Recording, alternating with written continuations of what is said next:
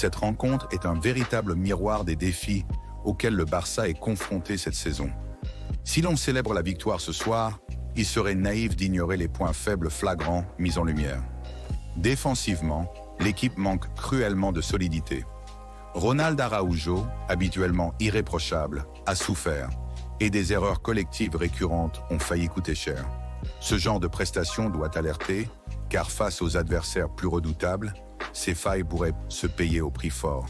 Mais au-delà des critiques, il y a également des motifs d'espoir. Pedri, une fois encore, a démontré pourquoi il est considéré comme l'un des meilleurs milieux de terrain de sa génération.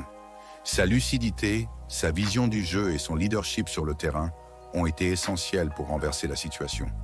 Il n'est pas seulement un joueur talentueux, il est le cœur battant de cette équipe.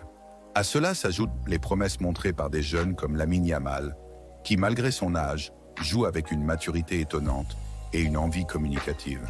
Ce match souligne également l'importance de croire jusqu'au bout. Lorsque le Barça était mené 4-2, qui aurait parié sur une remontée?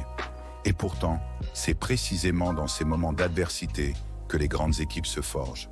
Cette mentalité de ne jamais abandonner, même lorsque tout semble perdu, est une qualité rare et précieuse. Elle doit être encouragée, cultivée et portée comme un étendu par tout le collectif. Enfin, ce match est une illustration parfaite de ce que le football représente pour nous tous. Une émotion brute, une montagne russe de sentiments et cette capacité unique à nous faire vibrer. On passe de la frustration à l'exaltation en quelques secondes et c'est précisément pour cela que ce sport passionne des millions de personnes à travers le monde. Chaque rencontre est une histoire en soi, avec ses héros, ses drames et ses instants magiques. Ce soir, nous avons eu le privilège de vivre un tel moment et il est important de l'apprécier à sa juste valeur.